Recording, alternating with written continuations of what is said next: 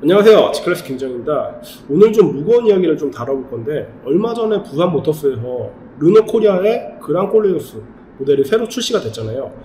현재 기아 자동차의 소렌토 하이브리드 그리고 산타페 하이브리드와 경쟁한 모델로 아주 좀 가성비 있게 나올 거로 예상하고 있는 모델들인데, 저희도 실제로 고객님들 문의도 조금 많으셨고, 그리고 실제로 계약이 들어간 상황도 있었어요. 근데 이번 주 월요일 날부터 고객님들한테 좀 연락이 오면서 저 미안한데 이거 차량 좀 취소 좀 해도 되냐, 보류 좀 해도 되냐, 이런 식으로 계속 문의가 와가지고 저도 좀 여쭤봤어요. 어떤 이유 때문에 그러세요?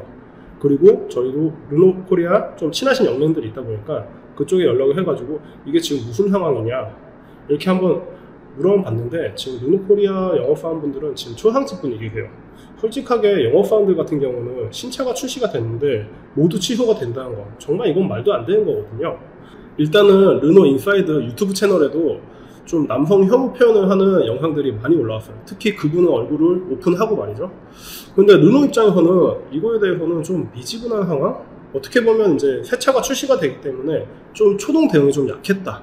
그러다 보니까 첫 사과문을 받아보고 많은 분들이 좀 분노를 하셨고, 그 와중에 대형 유튜브 채널, 작은 유튜브 채널, 그리고 심지어 뉴스에서까지 이 사건을 좀 다루다 보니까 지금 일파만파 좀 일이 엄청나게 커진 상황이거든요. 그 와중에 얼마 전에 그분이 사과문을 올렸는데, 남성 혐오 표현 이런 건 알지만 그렇게 받아들일지 몰랐다, 이런 말을 올렸어요. 제가 해석한 게 이게 맞는지 모르겠는데, 나는 이거 너네 혐오하는 거 표현 올렸는데 너네가 좀 오버해서 받아들인 거 아니냐, 좀 이렇게 좀 받아들였거든요.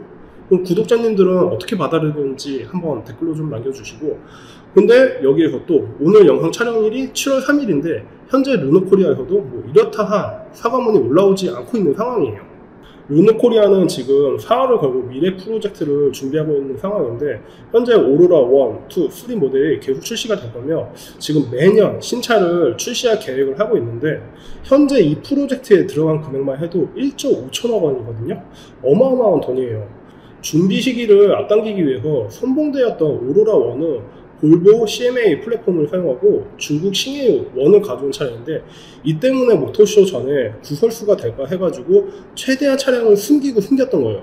중국 차량 꼬리표를 떼기 위해 가지고 르노코리아에서 엄청나게 노력을 했던 거거든요. 이런 와중에 브랜드의 이미지가 중국 차의 꼬리표보다 더 큰 타격을 지금 입게 된 상황이거든요. 저는 솔직히 이 사건 이전에 페미가 정확히 몰랐고, 앞으로도 살아가면서 페미에 대한 관심을 가질 생각은 전혀 없어요. 그런데 이번 일은 굉장히 좀 심각한 상황이에요. 이슈에 그분 같은 경우가 어떤 사상을 가졌든지 간에 상관할 건 아닌데, 자기의 개인 인스타라든지 SNS 같은 경우에 이렇게 올리는 거, 자기 사상 올리는 건 자유니까 신경 안 쓸게요. 그러나 본인 생계를 위해 특정 기업에 취업을 했고 그 기업의 이익을 위해 일을 해야 되는 사람이 어떻게 자기 사상을 기업 홍보 채널에 사용했는지 저는 도무지 이해를 할 수가 없어요. 개인 사상은 그냥 개인 인스타그램, SNS 사용해도 되는데, 그 기업을 홍보하시는 홍보팀에 계신 분이 자기 사상을 기업 사상인 것처럼 이렇게 해버리는 것 자체가 저는 정말 잘못됐다고 생각을 하거든요.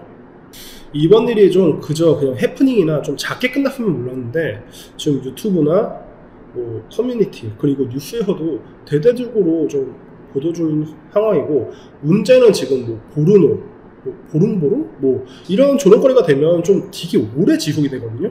누가 예를 들어가지고 3-4천만 원짜리 차 살 때마다 너 보르노 원 샀어? 너 페미차 샀어? 이러시면 솔직하게 3-4천만 원의 작은 돈도 아닌데, 그런 돈을 쓰면서 이런 차를 샀을 때 이런 소리를 듣는 건 정말 싫거든요.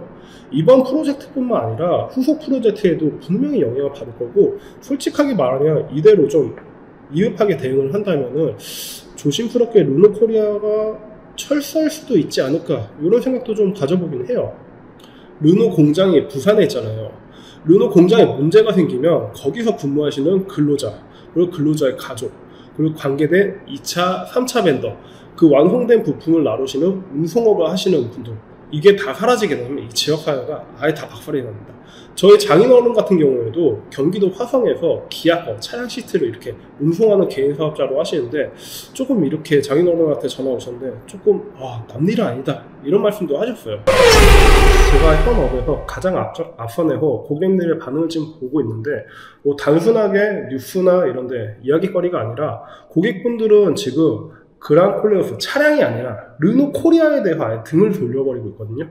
이건 좀 문제가 좀 심각하고, 그것 때문에 오늘 내용을 좀 다루어 봤는데, 저는 하루빨리 그랑콜레오스가 그냥 이런 이슈가 아니라 정말 차량으로서 경쟁성이 있는 차량인지 이런 거에 대한 내용들이 좀 많이 올라왔으면 좋겠다는 생각을 좀 많이 가지고 있으면서 이 영상을 한번 촬영해 봤습니다. 자, 그럼 오늘 내용은 여기까지 좀 마무리하고, 다음 컨텐츠부터는 조금 더 재미있고 유익하고 그런 정보로 다시 한번 찾아뵙고, 그럼 지금까지 G클래스 김지영이었습니다. 감사합니다.